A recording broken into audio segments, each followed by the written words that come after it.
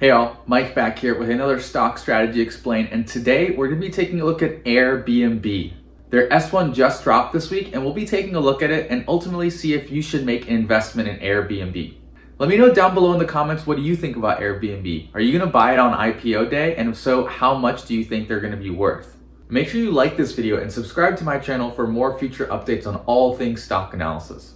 And just a quick reminder, this is not legal, tax, financial, or investment advice. Make sure you do your own research before you do any sort of investment. I am not responsible for any of your money decisions.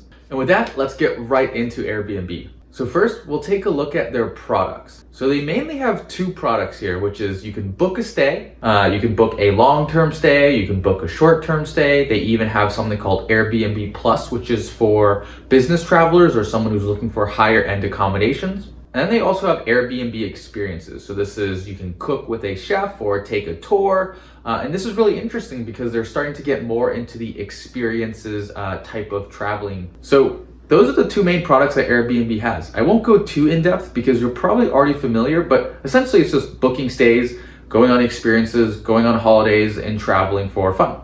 So looking at their S1, what I think is even more juicy and even more important are their revenue numbers and their income numbers. Taking a look at their revenue in 2019, they made about $4.9 billion, which is a 31% year-over-year growth from 2018. This is super impressive and is actually a huge testament to how fast Airbnb is growing and how strong their brand is. The sad part is, unfortunately, as we all know, in 2020, in March, Corona hit.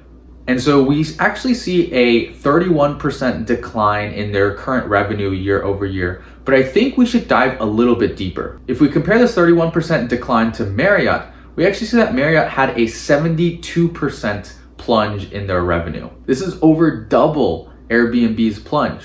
And even with this plunge, I would say Airbnb is doing very well during COVID, even though the rest of the travel industry and the hospitality industry is seeing a huge decline. And from their financials, we're actually seeing March was their lowest point.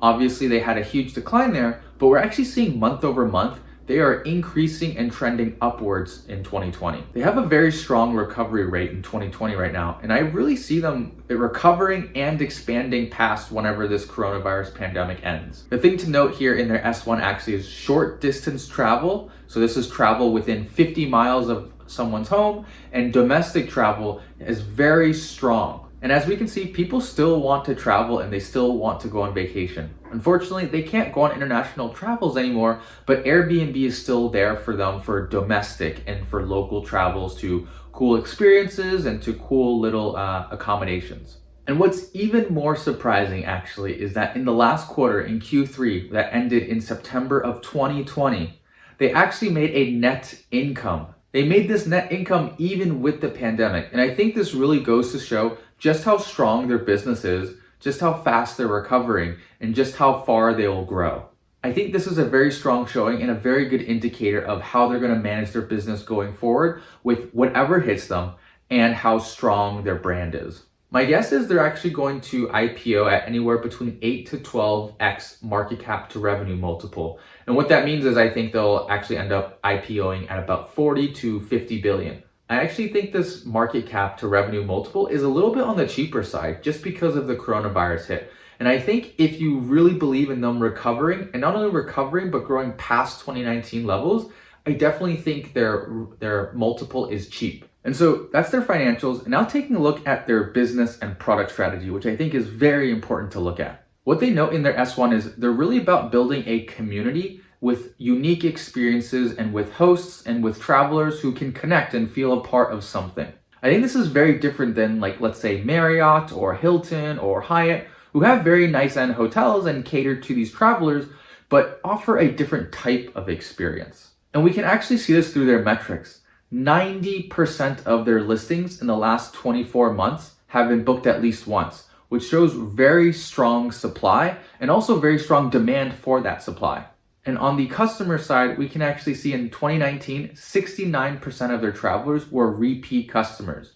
I think this is a very strong metric and shows that their customers not only value them for these experiences, but value them enough that they want to keep on coming back. They're finding value in these unique travel accommodations and experiences that they are coming back and they do feel a sense of connection with this community. And again, what I think is really valuable is we see very strong demand and supply for that demand on the host side, and we see a lot of demand from customers and customers returning. And I think you'll see that that creates a very strong ecosystem. Hosts keep on coming back and hosting more.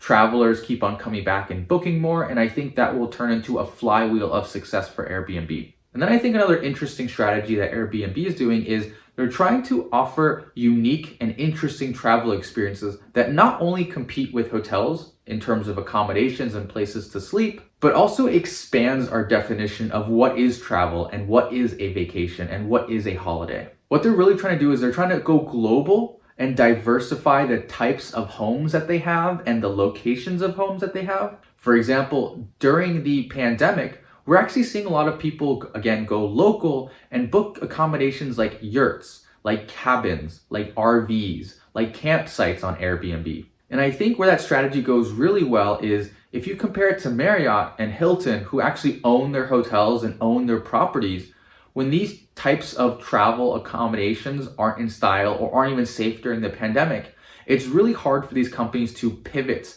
to a different type of experience. Ones that are safer, like single family cabins or single family apartments. They can offer more unique accommodations like yurts that make people feel like they're on vacation without having to go on international trips. And I think that this will be very important for Airbnb, both for the long-term uniqueness and differentiation of Airbnb, and also for the long-term diversification of Airbnb and the ability to move and pivot to new experiences very quickly. So there are some risks with Airbnb as a stock, obviously, and I think the main one to call out here is legal and tax implications. So we're already seeing some cities get upset with Airbnb and how they take away legal tax revenue from hotels and cities, and also how they just take up more housing and leave less housing for residents. So I think this one will be interesting to follow, but as far as I can tell in their S1, they don't think legal and tax implications will have a major hit to their business, which is good. And the other one that I think is a little bit more nascent is if a cooler or a more hip brand comes around and actually beats Airbnb at their game and can create a deeper sense of community for travelers and hosts. For now, I don't really see any other brand beating Airbnb at their game, so I think this one's pretty safe, but again, I think it's still a risk to consider. So wrapping it all up, I think Airbnb and their stock is a very strong buy depending on their valuation. Again, if they IPO at 40 to 50 billion, which I expect, I think they're a little bit on the cheaper side, especially with that COVID discount, I'd call it. I don't really see major legal risks that would prevent Airbnb from growing or making money, and I don't really see any other competitors coming in and beating Airbnb at their own game. And I see Airbnb having strong diversification across unique experiences and also differentiating their experiences when you compare it to Marriott or Hilton. And last but not least, I see very strong revenue growth, over 31% year over year pre-pandemic. And again, they're recovering back to pre-pandemic levels from a year ago with their unique and differentiated experiences. And on top of that, they also have a strong net income, which is very unheard of for this pandemic and for this situation. So I think this one's a very strong buy if they IPO at 40 to 50 billion, which I expect. And I really see them being discounted right now due to COVID, but I think long term, that discount won't really matter. I see them recovering really fast post-pandemic, and I see them continuing their strong growth. And with that, we wrap up Airbnb. I hope you learned something, and let me know down below in the comments. Are you gonna invest in Airbnb now? Make sure you like and make sure you subscribe for more future updates on stocks and stock analysis. And with that, make sure you understand a product strategy of any company that you invest in, and most of all, make sure you make money. Peace.